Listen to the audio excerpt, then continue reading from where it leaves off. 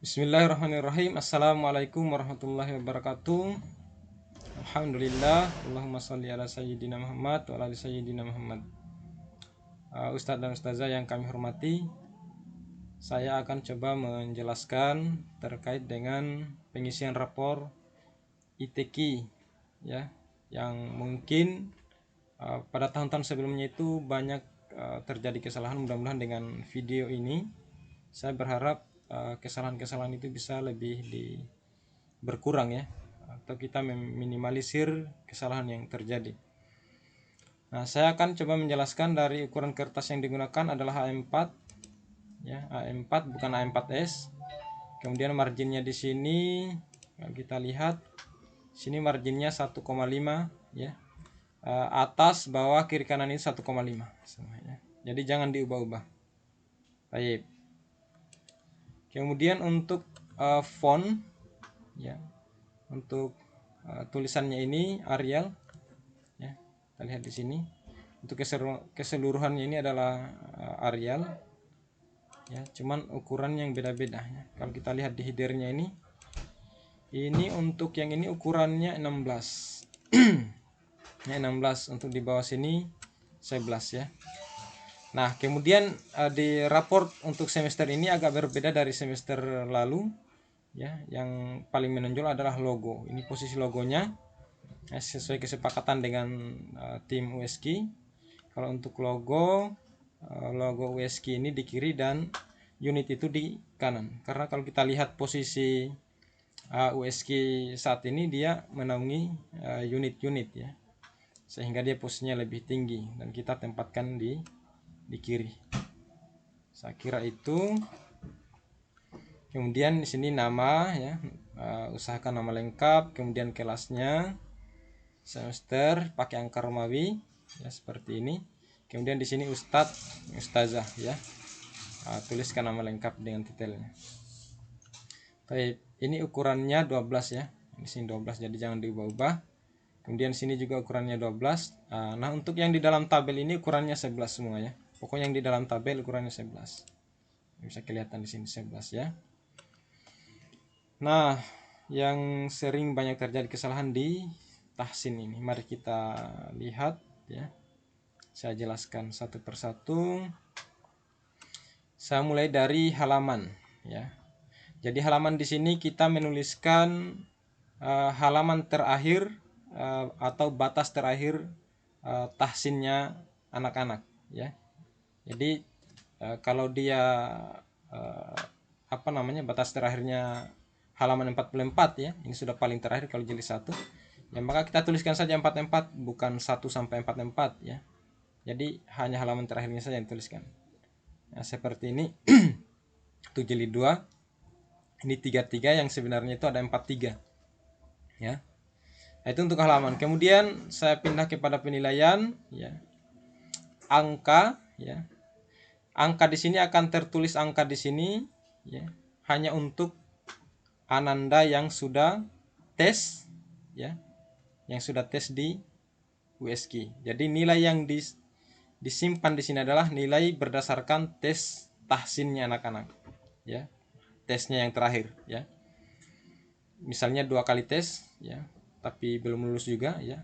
Jadi tesnya yang terakhir itu yang dituliskan di sini ya. Jadi angka di sini hanya untuk Ananda yang sudah mengikuti tes tahsinnya ya. Nah, jadi nanti disesuaikan dengan ini. Nah, kebetulan kalau saya lihat format ini 85 ya, sesuaikan dengan ini checklistnya. Nah, ini checklist ini bisa kita dapatkan di insert ya. Ya, siapa tahu checklistnya berbeda nanti, tidak bisa di copy ini. Nah, kita ke simbol ya, more simbol. Nah, kita tuliskan di sini atau bisa dicari sini winding ya. Saya hapus saja sini, tuliskan winding. Oke. Windings nomornya di sini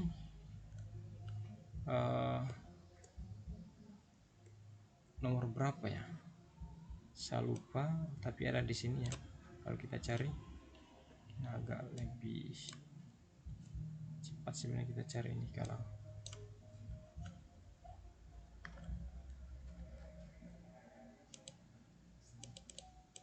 kita coba cari dulu ini tanda checklistnya, wingdings ya, ini ya.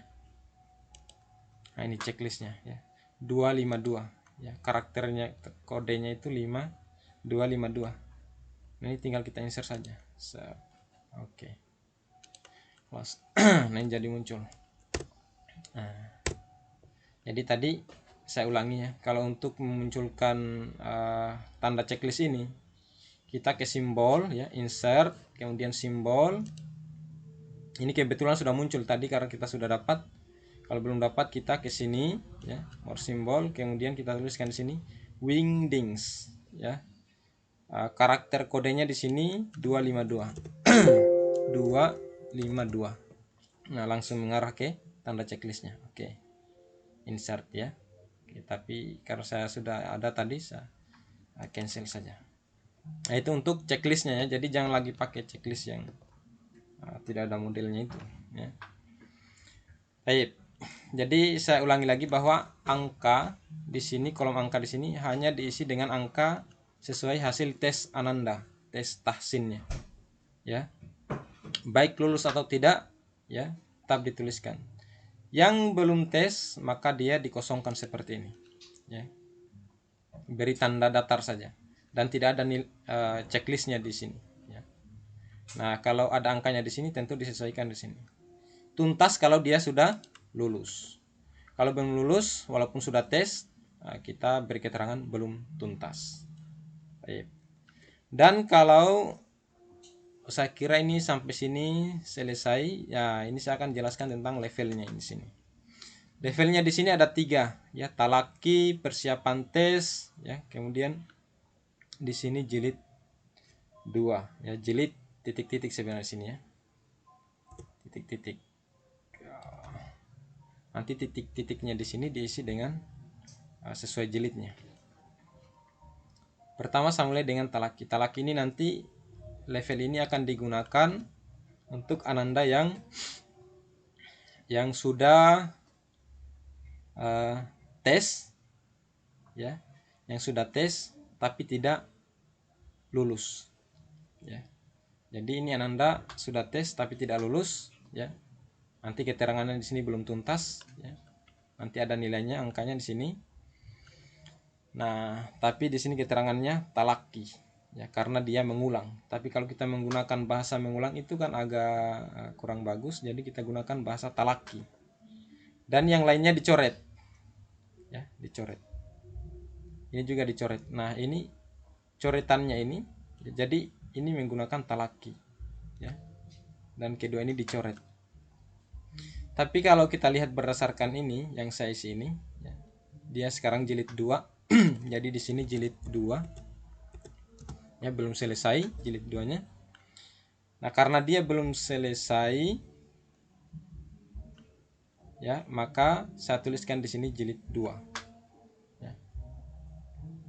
Ya, jadi posisinya Ananda ini masih di jilid 2. Nah, jilid 2 di sini juga digunakan untuk misalnya kalau Ananda itu sudah tes ya, kalau Ananda itu sudah tes dan lulus ya, udah tes nih jilid 1-nya misal ya, udah tes jilid 1-nya dan lulus ya, maka kan dia akan naik ke jilid 2, tapi kita tidak menggunakan kata naik. Kita tidak menggunakan kata naik jilid 2, tapi kita langsung saja tuliskan jilid 2. Begitu juga untuk Ananda yang sementara masih ada di jilid 2. Nah, seperti itu. Jika talaki yang kita pakai, maka yang 2 ini kita coret ya. Ini dengan ini kita coret. Tapi kalau jilid 2 ini levelnya yang dipakai, maka yang 2 ini yang dicoret ya. Cara mencoretnya ini tinggal kita blok saja, karena ini kan kita mengedit ya. Ini sekaligus saya kasih tutorial ini. Kita blok, kemudian home. Nah, ini tinggal kita klik ini. Nah, dia akan tercoret. Jadi tidak perlu lagi kita akan coret-coret pakai pulpen ya. Nah, karena kebetulan di sini sesuai dengan yang saya sini bahwa di sini keterangan levelnya itu adalah jilid 2, maka ini saya kembalikan tidak dicoret ya. Yang 2 ini yang dicoret. Nah, talaki tadi saya ulangi untuk yang sudah tes tapi tidak lulus ya. Tidak lulus, keterangannya di sini nanti belum tuntas ya, belum tuntas. Jadi dia talaki. Yang 2 ini nanti dicoret ya. Cara coretnya tadi seperti tadi. Nah, kemudian jilid 2 tadi sudah. Yang terakhir ini persiapan tes. Nah, persiapan tes ini untuk ananda yang sudah menyelesaikan buku jilidnya ya, menyelesaikan buku jilidnya dan belum pernah tes ya, belum pernah tes ya. Agak berbeda nanti tadi ya. Kalau talaki ini untuk ananda yang sudah tes ya, yang sudah tes tapi tidak lulus, maka dia mengulang, atau kita kasih bahasa bagusnya talaki. Tapi kalau ananda belum tes sama sekali dan sudah menyelesaikan jilid buku jilidnya, maka dia menggunakan persiapan tes ya, persiapan tes. Paham ya? Ya, nanti diulang-ulangi saja ini video sampai paham. Saya kira itu. Kemudian tahfiznya ya, seperti ini tahfiznya. Ini kalau sudah, walaupun sudah selesai juz 30-nya, tetap dijabarkan seperti ini ya. Jangan dulu disingkat an-naba sampai an-nas, jangan dulu. Kecuali dia sudah masuk juz 29. Jadi walaupun sudah selesai ini 37 ya, selesai ini juz 30-nya, tapi bintangnya tetap suratnya tetap dijabarkan seperti ini. Jangan nanti disingkat an-naba sampai an-nas bintang 2, jangan ya. Itu kecuali untuk yang sudah lulus ya. Sudah lulus. Jadi kalau ini kan hanya sekedar dia tuntaskan ini ya hafalannya, tapi dia belum lulus ujian tahfiznya. Jadi tetap terjabarkan seperti ini. Nah, terus untuk catatannya di sini silakan sesuai dengan bahasa ustadz dan ustazah ya. Sesuaikan yang jelas dalam catatan ini kita butuhkan tentang penjelasan gurunya tentang tahsinnya, kondisi tahsinnya ananda dan tahfiznya. Mungkin ditambahkan dengan ibadah-ibadah ya, pesan-pesannya yang lain. Tapi jangan terlalu kebanyakan juga sehingga bisa nanti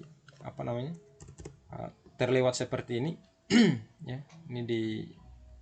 Jadi kalau bisa disingkat-singkat catatannya. Ini hanya contoh, bisa juga di copy, ini saya punya ya, nanti tinggal diedit-edit saja. Ini tanggal 25 Juni penerimaan raport. Nah, saya memang tidak punya NIY ya, jadi sudah seperti ini. Oke, selanjutnya saya ingin kasih lihat untuk juz 29. Nah, kita lihat juz 29. Ya, semua ukuran kertasnya sama ya. Wah, tulisannya juga sama, Arial. Nah, ini ya. Nanti bisa dilihat contoh-contohnya ini. Tadi sudah saya jelaskan, mudah-mudahan bisa dipahami. Nah, ini yang saya maksud tadi. Kalau ananda sudah tes dan dinyatakan lulus, barulah kemudian dijabarkan juz 29-nya. Artinya ananda sudah mulai menghafal di juz 29. Dan juz 30-nya bisa disingkat seperti ini, an-naba sampai an-nas ya, sudah lulus.